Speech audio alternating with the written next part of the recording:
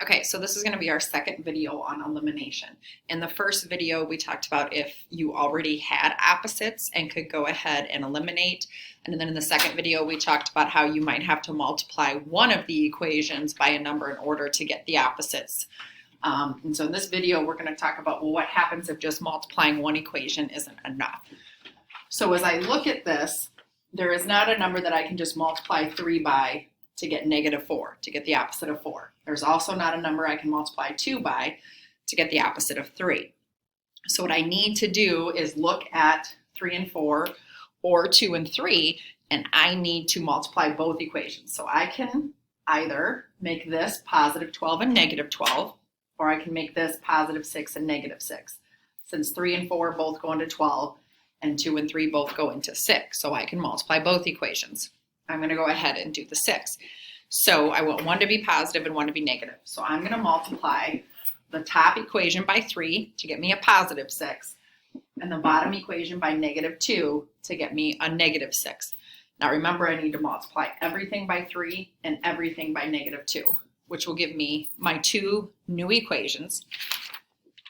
9x plus 6y equals 3, -8x plus -6y equals +4. And so by multiplying both equations, I've created opposites. Now I can go ahead and line them up. 9 plus -8 happens to be just x, so this is going to be a one-step. That's going to equal 0, 7. So in this case, I don't even need to solve, I just have that x equals 7.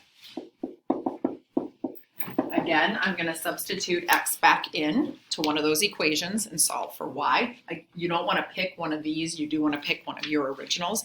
So I'm going to pick the top one. 3 times 7 plus 2y equals 1. Subtract 21. 2y equals -20, divide by 2, and y equals -10, and then I can plug back in and check. So you do have that where you might have to manipulate both. So if I have another one where it doesn't turn out quite so easy, where I just have x equals 7, 5x minus 9y equals -43, and 3x plus 8y equals 68. So again, I cannot just multiply 3 by something to get an opposite of 5 or 8 by something to get an opposite of 9. However, 9 and 8 have a common factor. I could make one positive 72 and one negative 72. And 5 and 3 both go into 15. I'm going to choose that one because the numbers are smaller. So I'm going to make the top one positive 15 and multiply by 3. And so to make this -15, I have to multiply by -5. So again, I'm just going to create two new equations. So this will become 15x minus 27y equals -129. And this one will become -15x plus -40y equals -340. So yeah, we have some larger numbers, but we can work with them. So again, when I go to add those are 0. This is going to give me -67y, and that's going to give me -469. So what I have here is this one step that I can solve just by dividing. If I divide each side by -67, I get that y equals +7. So I have found y. And again, I will plug back in to get x. I'm going to go ahead and choose this one just because then I don't have to deal with subtraction. So I have 3x. I plug 7 in for y, 8 times 7 is 56, equals 68. Subtract 56 from each side and you get 12, divide by 3, and x equals 4. And those are my two solutions. Now again, just like with substitution and with graphing, I can also end up with extraneous solutions, which are that infinitely many and the no solutions. I want to kind of give you an example of those.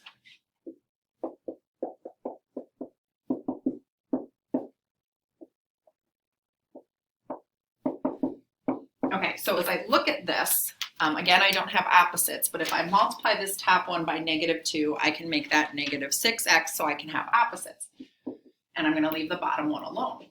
So -6x, -8y, and -40. 48, 6x, 8y, and 24.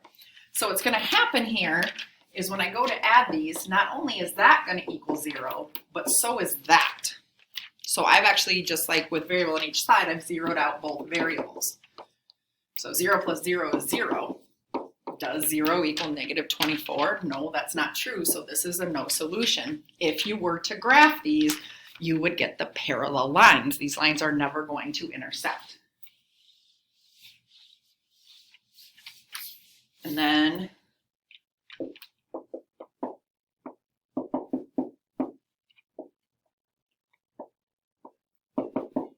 same thing, I'm going to want to go ahead and get opposites. So if I multiply the top by negative 3, I can get the opposite. So it's going to give me negative 6x plus 15y equals 51, negative 51. And then 6x minus 15y equals 51. So now if I go to add this, this is 0. That's a negative, so that's 0. That's going to equal 0. So now I have 0 equals 0, which is always true. So this is infinitely many solutions. So this would be, if I graphed it, you would have one line right on top of the other. They are actually the same line.